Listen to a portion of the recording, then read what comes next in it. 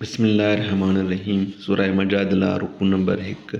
बेशक अल्लाह उन ज़ाल जो ॻाल्हाइणु ॿुधो जंहिं मुड़ुस बाबति तोसां झगिड़ो थे कयो ऐं अल्लाह जे आॾो पंहिंजो ॾुख जो अहवालु बयानु थे कयो ऐं अल्लाह अव्हां ॿिन्ही जो पाण में ॻाल्हाइणु ॿुधो थे। बेशक अल्लाह ॿुधंदड़ ॾिसंदड़ आहे।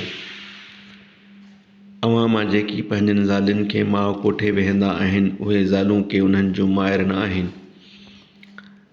संदनि माइर त उहे आहिनि जिन खे ॼणियो आहे ऐं बेशक उहे ईअं चवंदड़ हिकु अणॼाणींदड़ अणजुॻाईंदड़ ॻाल्हि ऐं कूड़ चवंदा आहिनि ऐं बेशक अल्लाह माफ़ी ॾींदड़ बख़्शणहार आहे। ऐं जेके पंहिंजनि ज़ालुनि खे माउ कोठे वेहंदा आहिनि से वरी जेकी चयूं तंहिंखां पोइते मोटंदा आहिनि त ॿिन्ही ज़ाल मुड़ुस जी पाण में हथु लाहिण खां अॻु हिकु ॿानू आजो करणु वाजिबु आहे।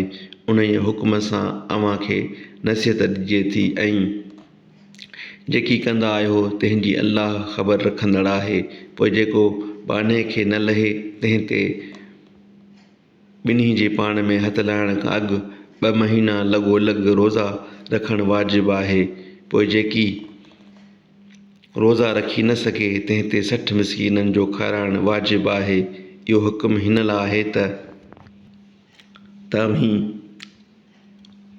अल्लाह ऐं संदसि पैगंबर जे हुकुम खे मञियो ऐं उहे अल्लाह जो मुक़ररु कयल हदूं आहिनि ऐं मुनकरनि लाइ ॾुखो ईंदड़ अज़ाब आहे। बेशक जेकी अल्लाह ऐं संदसि पैगंबर जी मुख़ालिफ़त कंदा आहिनि तिन खे ईअं ख़्वारु कयो वियो जीअं उन्हनि खे ख़्वारु कयो वियो जेके खाइण अॻु हुआ। ऐं बेशक पधनूं आयतूं नाज़िल कयूंसूं ऐं मुनकरनि लाइ ख़्वारु कंदड़ अज़ाब आहे। जंहिं ॾींहुं उन्हनि मिड़नी खे अल्लाह उथारींदो तंहिं ॾींहुं खेनि उन्हीअ जी सध ॾींदो। जेको कमायो हुअऊं अल्लाह उन खे ॻणे रखियो आहे ऐं हिननि उहो विसारे छॾियो ऐं अल्लाह हर शइ ते ख़बर रखण वारो आहे।